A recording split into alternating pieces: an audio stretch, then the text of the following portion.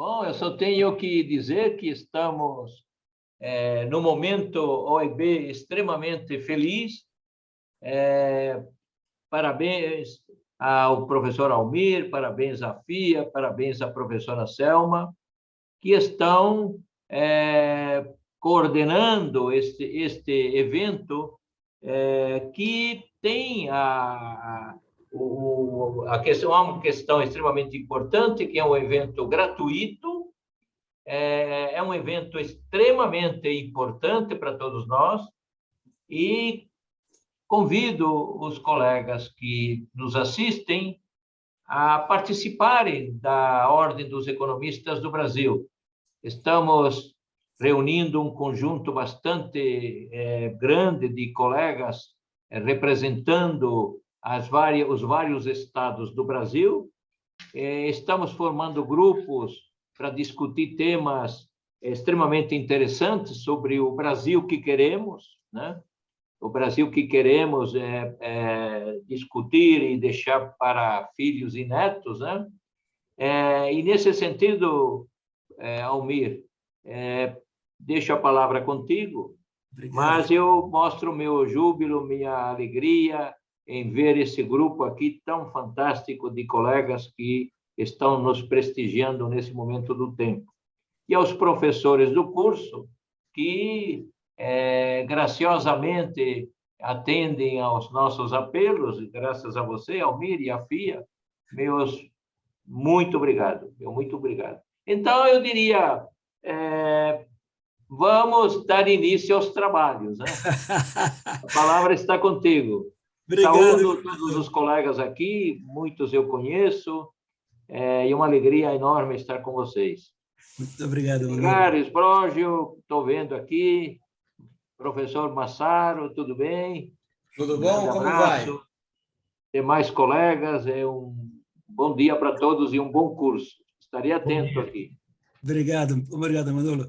Então, rapidamente, como eu estava dizendo, essa parceria muito exitosa da FIA com a Ordem dos Economistas, num trabalho que a Ordem dos Economistas, sob a presidência do professor Manolo, vice-presidência do professor Wilson Rabai e mais um grupo de colegas economistas, vimos procurando fazer um trabalho de revitalização da ordem.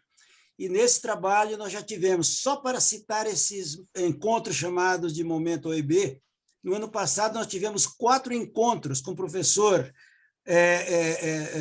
Dutra Vieira Sobrinho, que vocês, aqueles que tiveram a oportunidade de assistir, certamente gostaram muito. Na sequência, tivemos também 4 encontros sobre economia e cenários com a professora Maria Alejandra, que também foram encontros fabulosos. Na sequência, tivemos ainda com finanças corporativas 4 encontros com a professora Selma, nossa vice-presidente. Lembrando que o professor Dutra Vieira Sobrinho, nosso vice-presidente também da Ordem, e a professora Maria Alejandra também. E depois tivemos 3 encontros sobre gestão de carreira com o professor da FIA, o professor Antônio Paulo Terasovic. Todos foram avaliados, e, aliás, eu pediria, já desde logo lembro, que cada encontro destes, o participante recebe um certificado, apenas uma condicionante. Não é esse o problema de certificado. Nós queremos que também seja avaliado o evento, para que a gente possa aprimorar sempre. Tá certo? Então, nós estamos, nesse momento, recomeçando 2022, com os nossos encontros agora, com um tema central, conceitos e práticas de educação financeira. Esse tema, ele está começando hoje com o professor André Massaro. Nós teremos a sequência com o Ricardo Humberto Rocha, que é do mercado, você deve conhecer. Depois temos também um professor muito conhecido no mercado, Augusto Caramico. Depois teremos um colega da Universidade Federal do Paraná, que é o professor Cláudio Rojo, também, e finalizando com a autoridade do Banco Central, Marcos Praxedes. Esses encontros, todos eles sob o tema central de conceitos e práticas de educação financeira. Bom, passando a palavra para o professor Massaro, eu diria que nós estamos falando de um professor que, se eu for ler o currículo dele aqui, vai ficar meia hora e acaba o tempo. É um professor que é administrador, é contador, pós-graduado em economia e neurociência, olha lá. tá certo? Professor de finanças da Bolsa de Valores de São Paulo e de diversas escolas de negócios de São Paulo e do Brasil, coordenador do Grupo de Excelência e Administração Financeira do Conselho Regional de Administração de São Paulo. Bom, vamos ficar por aqui. Professor André Massaro, eu quero lhe agradecer, como quero agradecer a todos que nos prestigiam. Professora Selma, parabenizar pela iniciativa também de estar nos ajudando aqui também no âmbito tanto da ordem como da FIA, e todos os demais presentes que nos prestigiam, nossos cumprimentos com voto de um excelente encontro. Professor Massaro, vamos lá, deixa eu colocar a minha apresentação aqui, né? Deixar tudo certinho. Então é isso aí. Antes de qualquer coisa, eu quero agradecer a todos, eu quero agradecer ao professor Almir e a todo o corpo aí da Ordem dos Economistas pela confiança, pela oportunidade, pela consideração. Quero agradecer, em particular, à professora Selma, né, que ela que me puxou aqui para dentro. E só fazer uma confidência aqui, tá? A professora Selma foi minha professora na graduação, tá? Então, se eu falar alguma besteira aqui, vocês já sabem de quem é a culpa, né? Aí vocês vão conversar com ela, né? Foi minha professora aqui. E então, assim, começar a falar aqui, né, sobre finanças pessoais. Educação financeira e finanças pessoais são dois temas muito ligados, naturalmente, né? Eu gosto muito do tema finanças pessoais, eu acabei enveredando por esse caminho, porque é aquela coisa assim, finanças pessoais é finanças do indivíduo ou finanças da família, de um pequeno grupo, e tem muito a ver com a questão da responsabilidade individual, né? Da forma como a gente faz a gestão dos nossos próprios recursos, e depois eu quero chamar a atenção para a palavra recursos, né? Mas, assim, eu costumo dizer, às vezes em tom um pouco jocoso, até um pouco irônico, mas é daquelas coisas que sempre carregam um fundo de verdade, que pessoas que fazem uma boa gestão das finanças pessoais vivem bem em qualquer lugar e em qualquer situação, tá? Então, assim, existe gente que faz uma boa gestão dos seus próprios recursos pessoais vivendo bem na Venezuela, com todas as limitações, e existe gente vivendo mal na Suíça, né? Então, assim, isso transcende um pouco o lugar que a gente está, transcende um pouco a realidade do nosso ambiente. Quer dizer, a gente sempre consegue estar um pouco melhor quando a gente faz a gestão dos nossos recursos pessoais. E aí que vem, né, que eu ressalto a palavra recursos, né? Porque às vezes, e sem querer puxar o saco dos economistas, né? Mas várias vezes eu já falei assim que finanças pessoais deveria ser referido como economia pessoal, porque é recursos como um todo, deveriam ser recursos como um todo, não só dinheiro, né? Quem é leigo, quem não é da área de economia, tal, muitas vezes acaba confundindo finanças com economia como um todo, né? Finanças é meio que um apêndice, vamos dizer assim, né? Mas a gente poderia enxergar isso como recursos como um todo, até porque, além do dinheiro, nós temos coisas, né? Quer dizer, fatores aí que podem virar dinheiro. Seria o equivalente, no nosso contexto pessoal, aos fatores de produção, assim, né?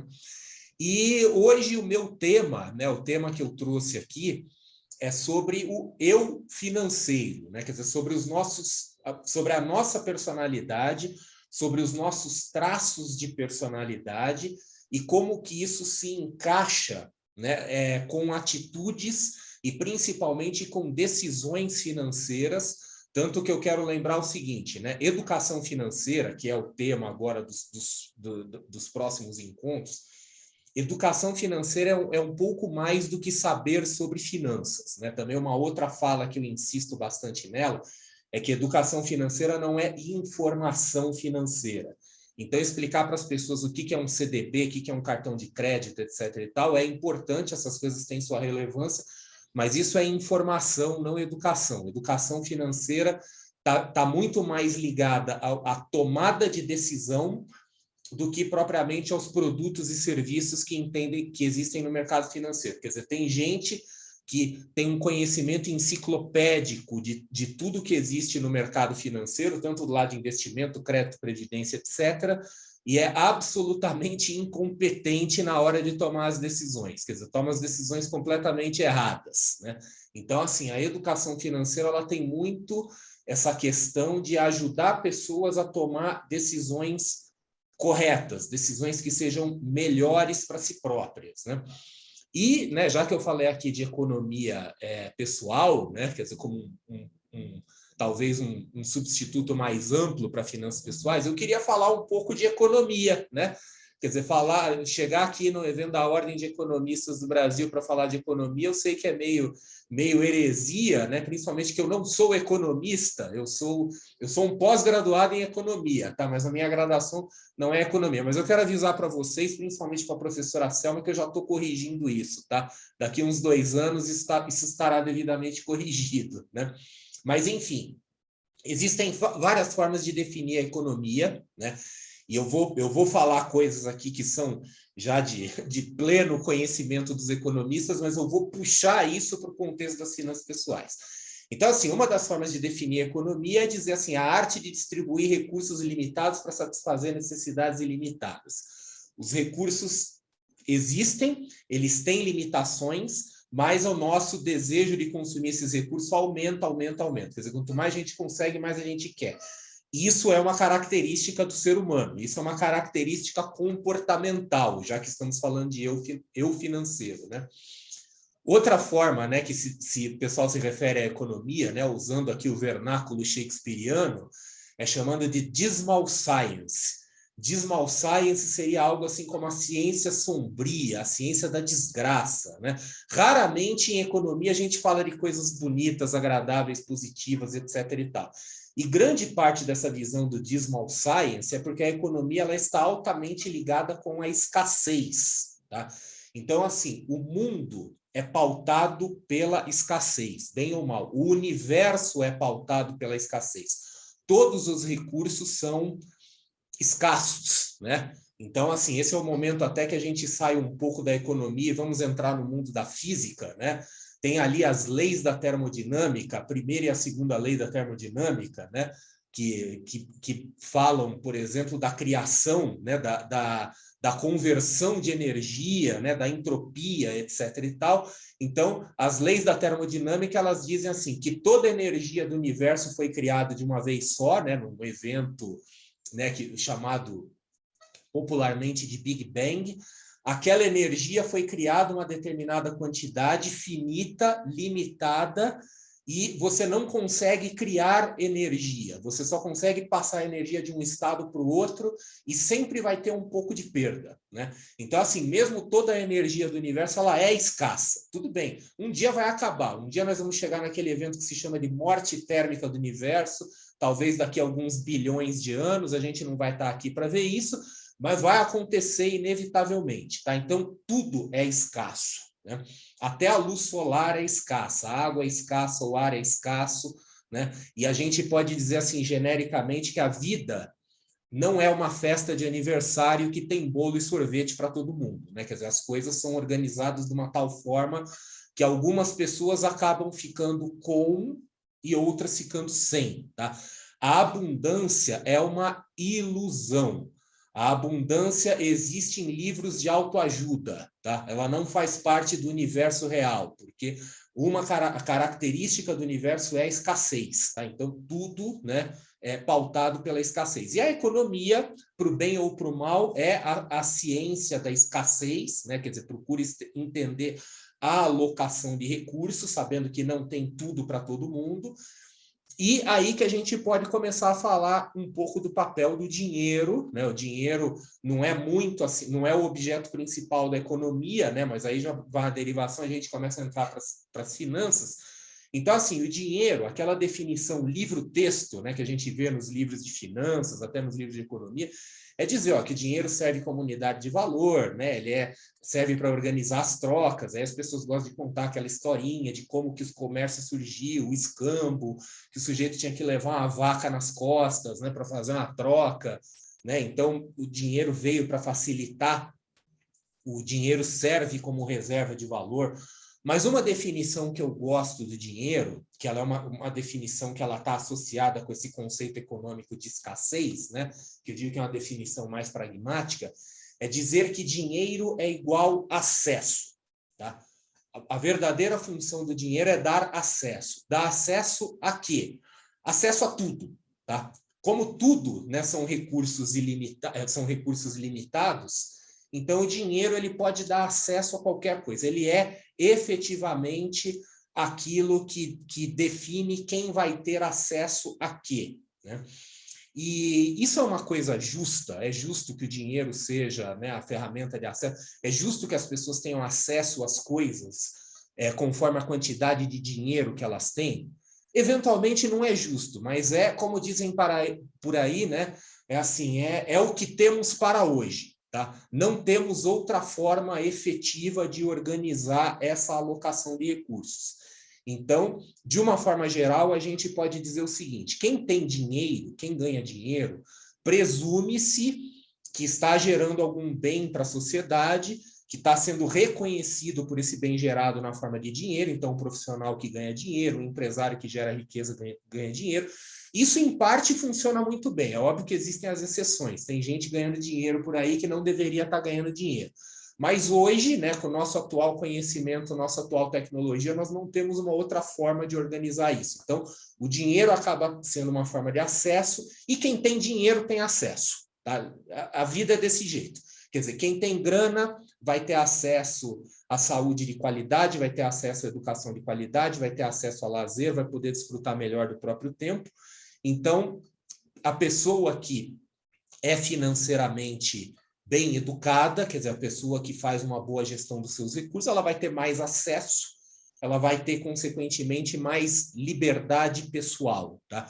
Inclusive, aqui uma curiosidade, né? Eu adotei como lema pessoal e profissional, eu até boto isso assim na cara, na primeira página do meu site, né? Falando assim, a liberdade financeira é liberdade pessoal. Quer dizer, isso é...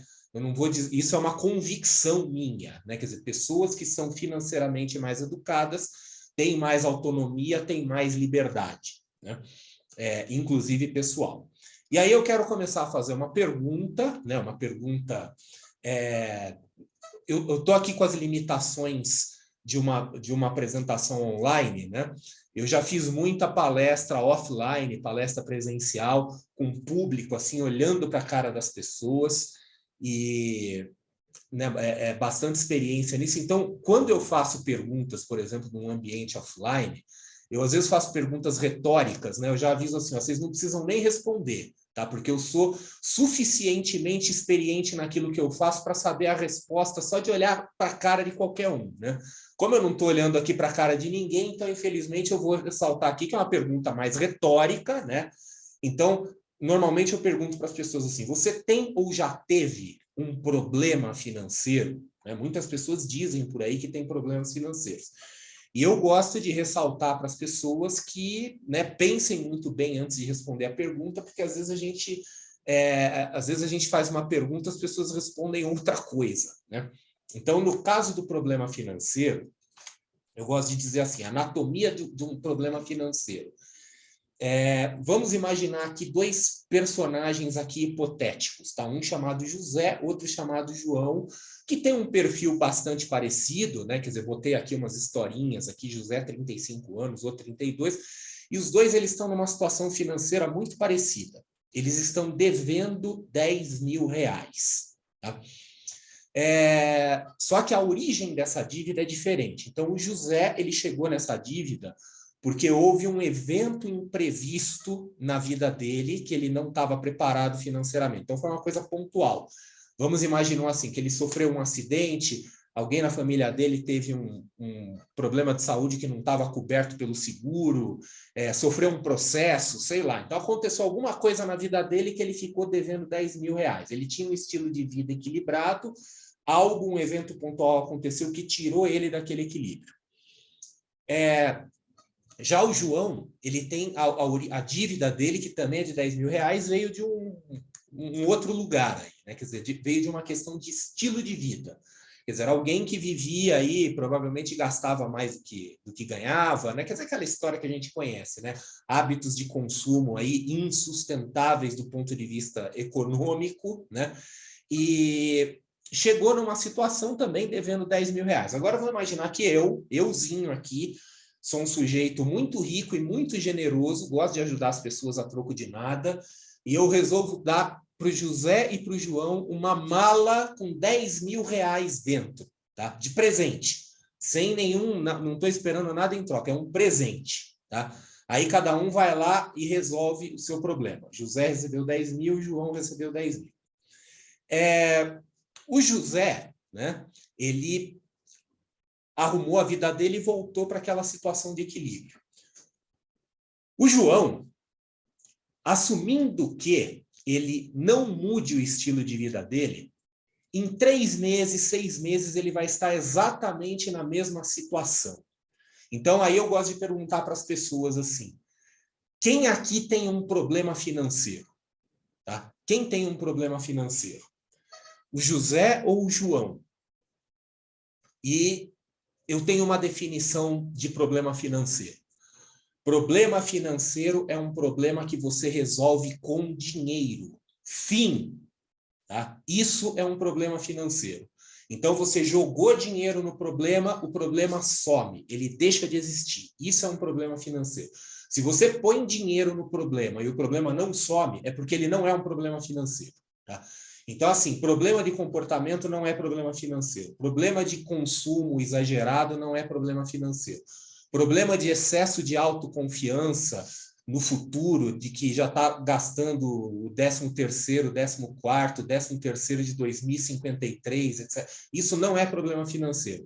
Isso é problema comportamental, isso é problema, às vezes, cognitivo, isso pode até ser problema moral em algumas circunstâncias, mas definitivamente não é problema financeiro. E esse mesmo raciocínio vale para as finanças corporativas, vale para finanças de empresa. Às vezes a gente vê, por exemplo, gestores, executivos de empresa falando assim, olha, minha empresa ela está aqui com um problema de 10 milhões de reais, mas a gente vai pegar uma linha do BNDES, vai abrir o capital, não sei o quê, etc. e tal. Quer dizer, ele obtém aquele dinheiro, aí passa um tempo, a empresa vai à falência. Quer dizer, aquilo não era um problema financeiro, nunca foi um problema financeiro. O problema financeiro ele é no máximo a ponta visível, ele é no máximo a ponta do iceberg, né? Quer dizer, numa empresa, tipicamente, você vai ter um problema de produto, você vai ter um problema pode ser um problema de cenário econômico, pode ser um problema de ambiente, pode ser um problema de gestão, né? Inclusive, na minha experiência, assim, geralmente, o problema financeiro é quem fala, né? Quer dizer, aquele sujeito que fala assim, a empresa está com um problema financeiro, precisa de 10 milhões, o problema é quem está falando aquilo. Então, esse raciocínio vale tanto para a pessoa física quanto para a pessoa jurídica. Tá? A gente pode dizer o seguinte, que o José, ele tem um problema financeiro, porque eu dei dinheiro para ele e resolveu o problema dele. Ele voltou para a situação de equilíbrio. O João, não. E grande parte das pessoas, tá? Eu diria que a maioria esmagadora das pessoas que dizem que têm problemas financeiros, elas não têm problemas financeiros, elas têm outro tipo de problema. E que não necessariamente esse problema é culpa ou responsabilidade delas. Às vezes pode ser um problema externo, um problema de circunstância econômica. A pessoa perdeu a fonte de renda, né?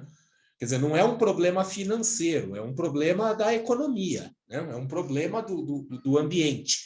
Tá? Então, a maioria das pessoas que diz que tem problemas financeiros, na verdade, não tem problema financeiro, porque, de novo, problema financeiro é um problema que você resolve com dinheiro. Você bota dinheiro no problema, o problema tem que desaparecer. Fazendo uma analogia médica, né? Você botar dinheiro num problema que não é financeiro não é curar.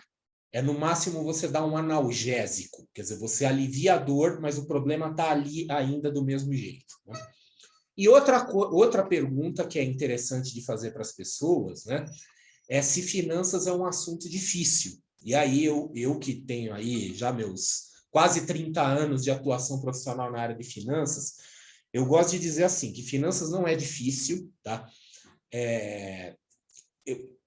Qualquer pessoa que consiga fazer as 4 operações matemáticas básicas aí e entenda um pouquinho aí de porcentagem, né, de algumas coisas aí não lineares, é capaz de entender praticamente tudo de finanças, tá? Então, a coisa assim de, eu não consigo entender finanças, é um assunto impenetrável para mim.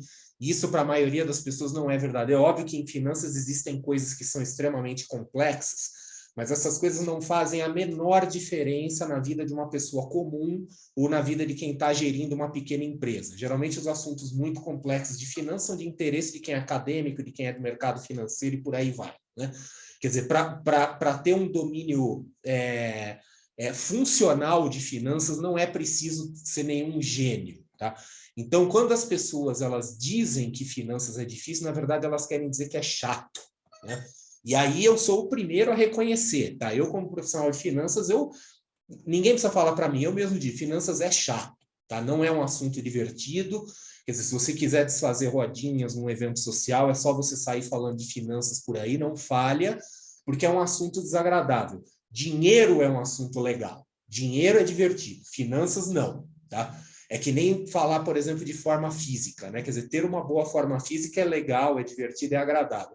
O processo por trás disso, né, que envolve sacrifício, que envolve, sei lá, dieta, preparação física, etc., não é agradável. Então, o assunto finanças não é agradável para a maioria das pessoas, é um assunto chato. Só que, quanto a isso, eu quero lembrar o seguinte: a maior parte das coisas legais da vida deriva de coisas chatas. Tá? Então, assim, ter uma forma física é o resultado de você fazer dieta e preparação física, que é uma coisa chata, né?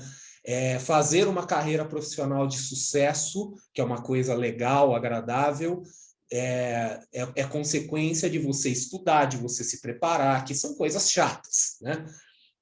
E ter uma situação financeira em ordem, equilibrada, eventualmente até virar uma pessoa rica, né? Deriva de coisa chata, que é trabalhar, ter que fazer uma gestão dos próprios recursos, às vezes ter que segurar dinheiro, quer dizer, às vezes ter que fazer sacrifícios de curto prazo para poder viabilizar uma situação melhor no longo prazo. Vamos falar um pouco sobre o universo das finanças pessoais. Eu divido o universo das finanças pessoais em dois mundos, que eu chamo de mundo do dinheiro faltando e mundo do dinheiro sobrando. Então, o mundo do dinheiro faltando é aquele mundo em que a gente trata de assuntos como endividamento, como consumo, como planejamento financeiro, né? Quer dizer, a gente está lidando com a falta de dinheiro. O outro lado das finanças pessoais é onde tem dinheiro sobrando, né? Que é onde a gente fala de investimentos, a gente fala de previdência, né? De planejamento de longo prazo, às vezes fala de empreendedorismo, é onde a gente fala de tomar decisões com o dinheiro que a gente tem sobrando. Obviamente, é muito melhor a gente ter dinheiro sobrando do que dinheiro faltando, tá? Mas isso não significa que ter dinheiro sobrando não gere as suas angústias, né? Não significa que ter dinheiro sobrando tenha lá também os seus problemas. Afinal de contas, aqui há alguns instantes eu fiz referência aqui às leis da termodinâmica, né? Pegando aí alguns conceitos da física. A segunda lei da termodinâmica que trata da entropia, o processo de desorganização natural, do universo, ele,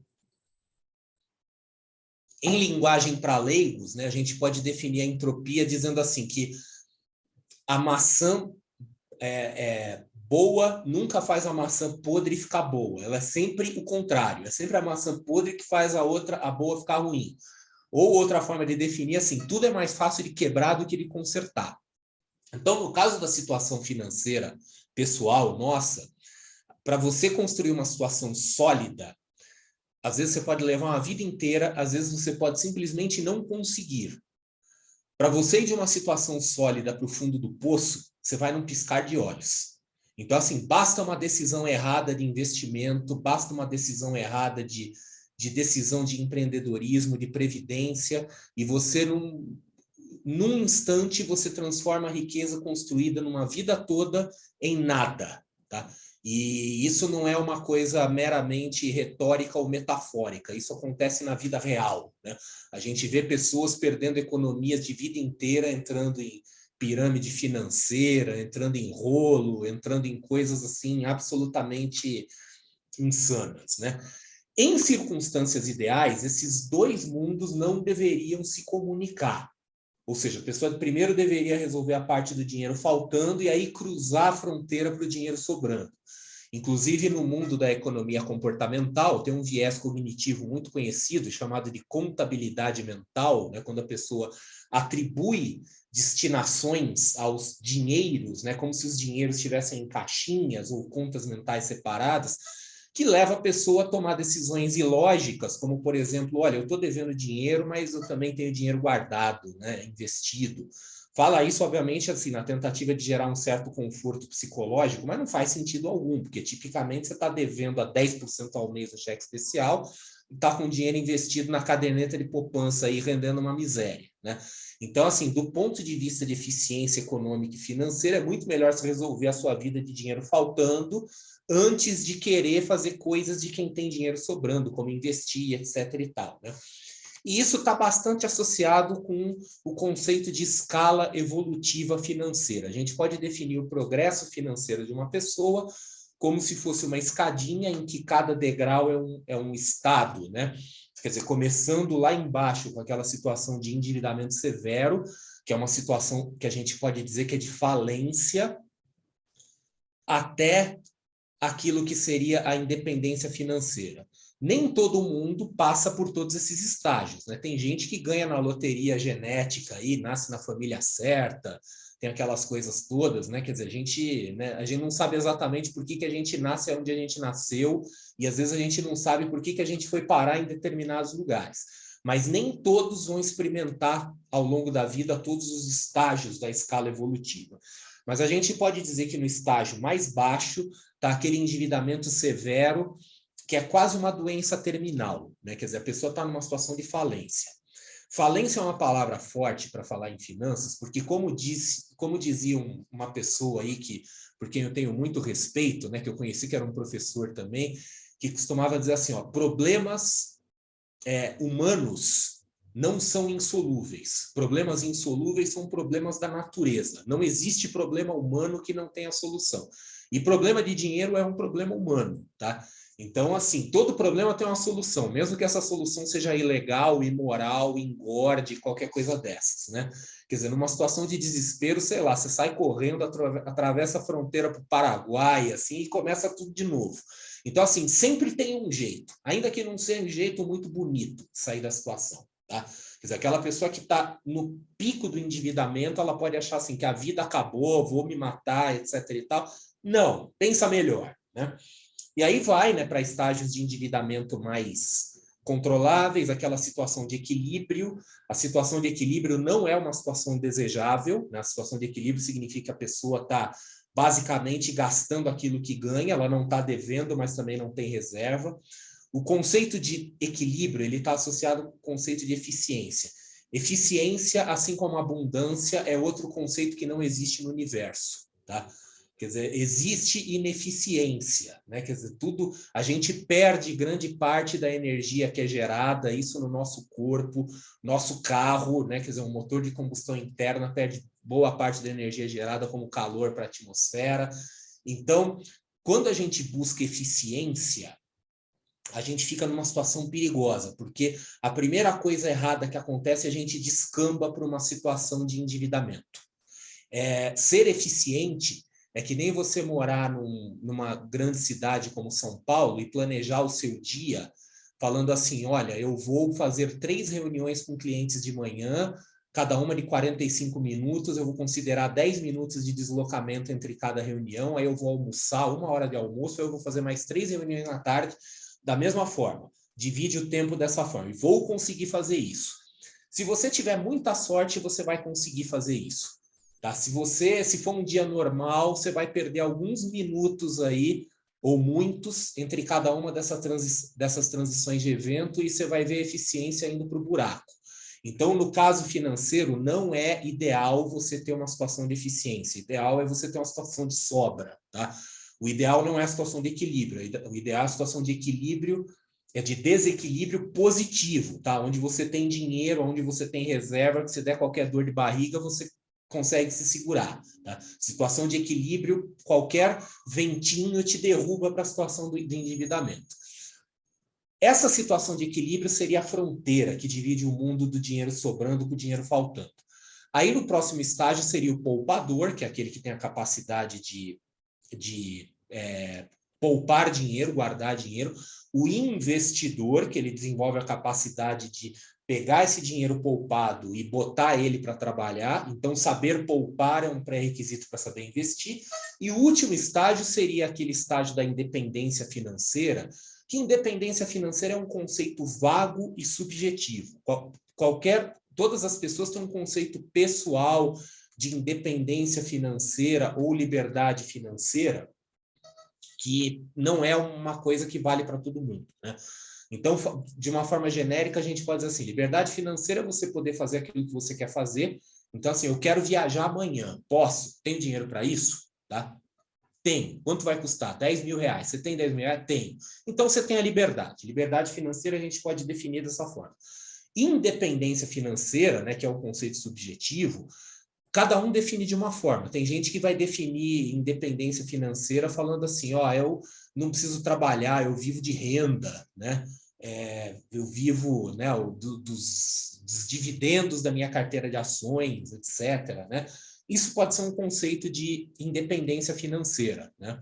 Outro conceito de independência financeira seria, ó, eu não preciso de um emprego, eu tenho meu próprio negócio, eu tenho uma atividade autônoma. Então, isso muda de pessoa para pessoa. Quer dizer, para um jovem de 16, 17 anos, independência financeira significa não depender mais dos pais. Então, se ele arrumar um emprego e conseguir gerar uma rendinha para ele pagar pelas baladas de fim de semana dele, na cabeça dele ele já é financeiramente independente. Para uma pessoa mais madura, que já passou por uma carreira profissional, já está meio de saco cheio, assim, independência financeira pode significar ter um patrimônio grande que gere renda passivamente, para que a pessoa possa manter seu nível de vida, né? Então, cada um tem a sua ideia de independência financeira, mas seja como for, seria o estágio final da evolução financeira, né? E aí que a gente pode começar a falar, então, dos componentes, né, do tal eu financeiro, tá? O que são os traços de personalidade financeira. Então, assim, como personalidade, né, a gente pode dizer que nós temos aí algumas características que são associadas a dinheiro, e é fundamental, né, que as pessoas façam o trabalho pessoal de procurar identificar quais são os traços em si próprias, né? Quer dizer, qual é a minha personalidade financeira? Como é que é o meu eu financeiro? Por quê? Até porque não existe um caminho certo, né? Quer dizer, tem pessoas que buscam desesperadamente a tal da independência financeira. Tem gente que não dá muita bola para isso e vive bem, tá? Tem gente que fala assim, ó, eu vou aqui levando a vida, não quero planejar muito o futuro, né? Até porque esse conceito de planejamento de longo prazo, ele é meio novo na história da humanidade, né? Se a gente for ver os nossos antepassados lá na época do Paleolítico, os caras viviam um dia de cada vez, né? A preocupação deles era comer, dormir e acordar vivo no dia seguinte para comer de novo, se tivesse alguma coisa. Mas, enfim, os traços de personalidade financeira que a gente tem, né? Então, a gente poderia separar entre aquele sujeito que é investidor ou / empreendedor, então aquele sujeito que ele tem um impulso interno de construção de um patrimônio, construção de alguma coisa. Esse traço de personalidade, ele parte do princípio de que o sujeito está disposto a fazer alguns sacrifícios de curto prazo, né? Ele está disposto a sacrificar o prazer de curto prazo em prol de um benefício futuro, né? O investidor, ele é aquele sujeito que ele deixa de gastar o dinheiro hoje, quer dizer, ele vai deixar de ir hoje no restaurante preferido dele ou de fazer a viagem que ele queria fazer para poder fazer esse dinheiro trabalhar e eventualmente ter mais dinheiro ou, quem sabe, ter a tal da independência financeira no futuro. Então, essa é uma característica de personalidade de pessoas que têm mais facilidade em fazer sacrifícios no curto prazo em favor de benefícios de longo prazo, tá? Isso a gente vê também muito em estudantes que se sacrificam, né? Fazem um grande esforço para obter um benefício futuro, é uma característica de personalidade. Aí tem o gastador esbanjador, que seria o oposto, né? Quer dizer, aquela pessoa que queima os recursos que estão no curto prazo, tá? Ela prioriza completamente o prazer de curto prazo. É o comportamento do sujeito, assim, que, né, a gente vê isso muito em nutrição, alimentação, né? Quer dizer, o que você prefere? O bolo de chocolate que está ali do seu lado implorando para você comer ele, ou né, ou ficar aí em boa forma física, etc. e tal. Então, é a característica de personalidade de pessoa que dá mais valor para o retorno de curto prazo e não pensa tanto no retorno de longo prazo. Aí o consumista, né, o consumismo em estágios mais severos já não é um traço de personalidade, é uma doença, tá? É uma patologia. Quer dizer, a pessoa ela está tentando compensar determinadas coisas de natureza emocional ou mesmo cognitiva com o consumo exagerado, às vezes compulsivo de coisas. Quer dizer, pessoas que sofrem de consumismo são pessoas que precisam de ajuda, tipicamente ajuda psicológica, em alguns casos de ajuda psiquiátrica, né? O sujeito que está estagnado, né, aquele cara que está estável, ele não vai nem para frente nem para trás, né? Que a gente pode dizer que é o cara acomodado. Tem gente que vive dessa forma e vive bem com isso. Quer dizer, não cabe a nenhum de nós julgar as escolhas que cada um faz. Lembrando, finanças pessoais, é importante ressaltar a palavra pessoal. É nós, tá? É o que a gente faz para nós. Os outros, cada um cuida da sua vida, né? Tudo bem, a gente pode ter aí o nosso papel social, etc. e tal, mas dentro do conceito de finanças pessoais, a gente olha para dentro, sempre, né? O devedor é aquela pessoa que está devendo dinheiro, naturalmente, está lá daquele lado, né, do universo das finanças pessoais, o dinheiro faltando. Existem casos em que a dívida é perfeitamente justificável. Existem casos em que a dívida pode representar um problema, às vezes ela é a consequência do consumismo, que, como a gente falou, em determinados graus pode inclusive ser uma patologia, tá? Então, é questão de ver qual é o grau de severidade do endividamento, se é uma coisa que pode ser resolvida com um pouco de planejamento financeiro ou se é uma coisa comportamental mesmo, né? A outra característica é o controlador, né? Aquela pessoa que tem um controle obsessivo das finanças, é o sujeito que ele faz planejamento mesmo, né? E óbvio que tem estágio saudável e estágio doentio, né? O sujeito inseguro. O inseguro ele é interessante, ele tem medo de perder dinheiro, ele tem medo de lidar com dinheiro. E, inclusive, existe uma expressão, né, chamada peniafobia. Peniafobia é o medo de ficar pobre, tá? Então, existe um nome para isso. Às vezes, a pessoa pode ser muito rica, mas ela vive de uma forma assim, muito inferior em relação à capacidade dela, porque ela tem medo da pobreza, tá? Não, existem várias possíveis explicações para uma pessoa ter medo da pobreza, mas pode ser trauma, pode ser uma pessoa que passou por uma infância difícil, né? E eu quero chamar a atenção no seguinte, às vezes algumas pessoas, de forma meio não muito bem intencionada, usam a palavra peniafobia para falar de gente que tem medo de pobre. Não é isso, tá? É medo de pobreza, não é medo de pessoas pobres, né? Às vezes algumas pessoas gostam de falar em tom condenatório, dizendo assim, fulana tem peniafobia porque ela tem medo, tem horror a pobre, né? Aquela coisa assim, não quer se misturar. Não é, esse não é o uso correto da palavra. É medo de pobreza. É medo de você estar numa situação financeira boa e empobrecer por algum evento, uma falência, né? Alguma coisa inesperada. E um último traço de personalidade seria o sovina. O sovina ele pode, em grande parte, estar associado aí com um sujeito inseguro que sofre de peniafobia. Vejam que desses traços de personalidade, muitos podem se combinar. E no caso do pão-durismo, né, do sovina, isso eu quero chamar a atenção, porque no mundo das finanças pessoais, às vezes a gente acaba tendo uma tendência de cair para esse lado, e isso é até fomentado por alguns educadores financeiros, né? Quando começa com aquelas bobagens assim, se você economizasse um cafezinho por dia, você ia ser milionário, estaria morando em Mônaco, né? Isso é uma grande besteira, tá? Até um dia eu conto para vocês, assim, eu faço um exercício mental para provar que isso está errado, né? Mas, assim, o objetivo das finanças pessoais e da educação financeira é fazer com que a pessoa tenha mais qualidade de vida e não menos qualidade de vida, tá?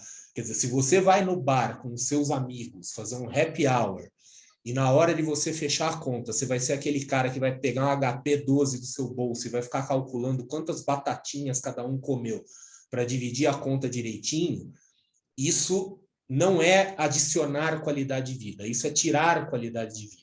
Tá? Então, a gente não deve ser desse jeito. Quer dizer, a pessoa que começa a entrar naquela vida, né, que aí entra um pouco com a característica do controlador, precisa tomar cuidado para não entrar numa situação obsessiva aí, né, porque vira aquela pessoa que está fazendo uma corrida para descobrir quem é que, como se fosse uma corrida assim, que ganha quem morre mais rico. Tá? Eu acho que a vida, eu não sei exatamente qual é o sentido da vida, mas eu desconfio que morrer mais rico não deve ser. Né? Aí a gente falou um pouco sobre traços de personalidade, eu quero falar sobre orientação temporal, curto prazo, longo prazo. Dentro dessas características de personalidade, a gente pode ter contextos que a gente tem orientação maior para o curto prazo e outra para o longo prazo. A orientação típica do ser humano é o curto prazo, porque é uma coisa evolutiva, né? Vem lá dos nossos antepassados da época do Paleolítico. Na época do Paleolítico, quando as pessoas viviam, sei lá, 20 anos, né, em média, o sujeito que ficasse pensando no longo prazo, ele seria comido por um tigre, dente de sabre, assim, a própria natureza já iria apagar os genes dele do pool genético da humanidade. Então, assim, a evolução favoreceu pessoas que pensam no curto prazo. O problema é que, assim, né, foi uma estratégia evolutiva vencedora, tanto que a gente sobreviveu, a gente não foi extinto como espécie, né? Só que, assim, a gente evoluiu, o mundo virou um mundo tecnológico, desenvolvido. Hoje a gente vive, né, muito mais do que a gente foi originalmente programado para viver. Expectativa de vida nos países desenvolvidos aí já é mais de 80 anos, né? Então, hoje faz sentido pensar no longo prazo, mas nós não somos feitos para pensar no longo prazo. Às vezes envolve esforço. Algumas pessoas têm mais facilidade para isso. Tá? E outro componente do eu financeiro, que a gente falou de personalidade, falamos de orientação temporal, seria perfil de risco, que aí a gente associa muito com investimento. Mas a gente pode associar esses perfis com perfil pessoal, né, com perfil profissional, que é o perfil conservador, moderado e agressivo. Né? O conservador é aquele que tem um foco maior em não perder os recursos que ele já tem, tá? Ele tem um foco maior na disponibilidade dos recursos, então ele prefere correr menos isso, ele prefere ter menos no futuro para ter mais tranquilidade no momento presente.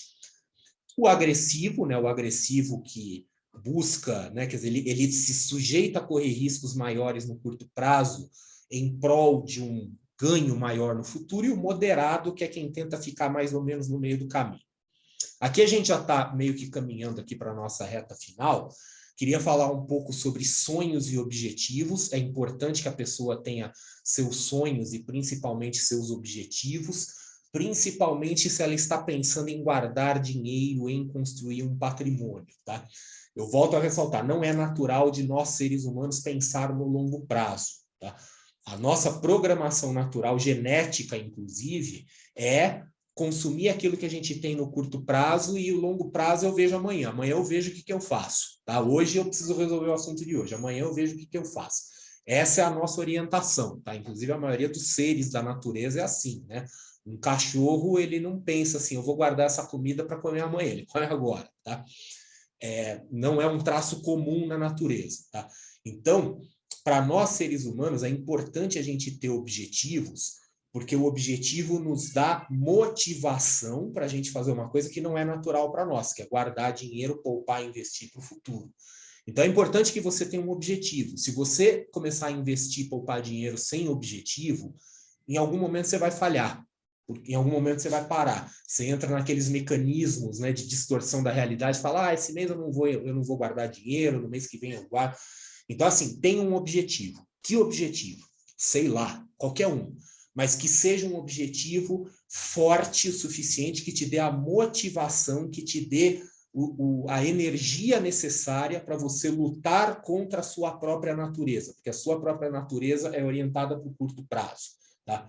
Então, na hora de ter um objetivo, assim, descubra qual é o seu objetivo, não conte para ninguém, até para não sofrer julgamento, né? Lembre-se que o objetivo é seu, não dos outros, tá? Não diga que seu objetivo é resolver os problemas da humanidade, se isso não for seu objetivo legítimo, porque você não vai ter a motivação para isso. Eventualmente você fala, o meu objetivo é viver, ter uma vida de tal forma que eu possa acordar todo dia às 11 da manhã e tomar cerveja com bacon no café da manhã. Se isso é o que te motiva, vai fundo. Você não precisa contar para ninguém, tá? Mas se isso é o que vai te dar energia para você virar uma pessoa poupadora e investidora, vai em frente, né? E, por fim, falar um pouco sobre um diagnóstico financeiro, né, para a gente usar esses elementos aí do eu financeiro, né?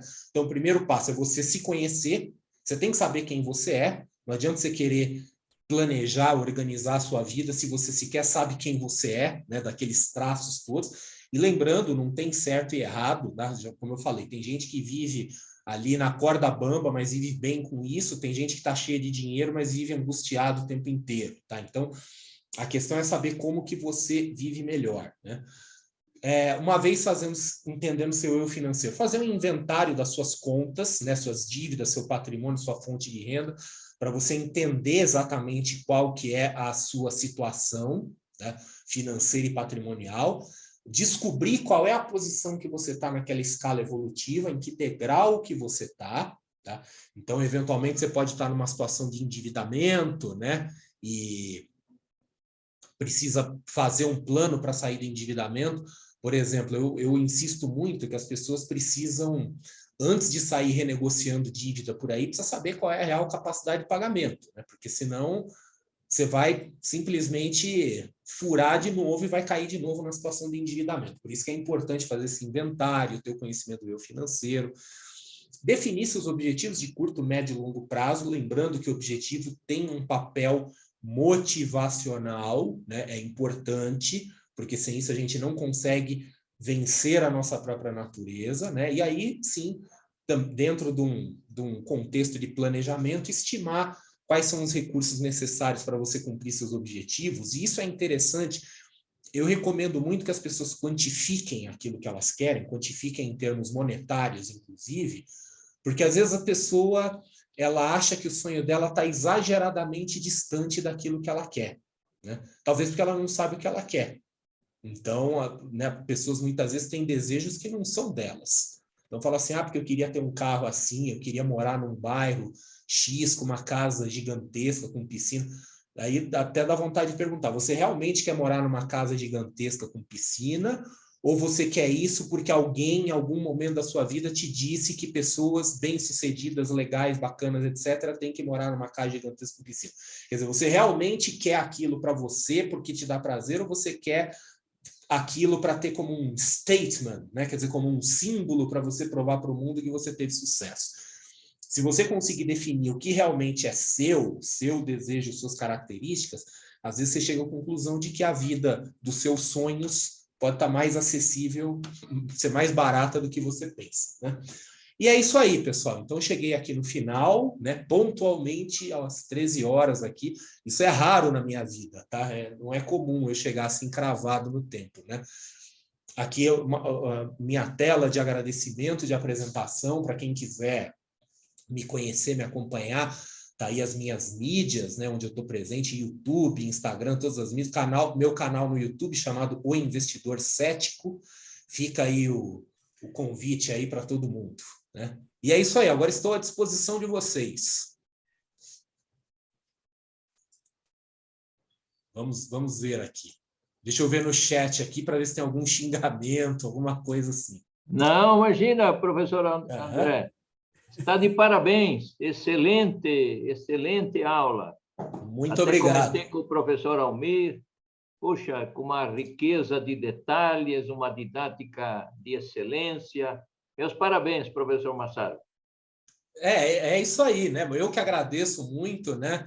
Agradeço muito aí a oportunidade, agradeço a confiança de vocês, tá? E estou permanentemente à disposição, né? Quer dizer, sou aí um soldado raso da FIA e da Ordem dos Economistas do Brasil, né? Bom, meus agradecimentos. Continue aí. Legal. Ele falou que é soldado raso da Ordem dos Economistas.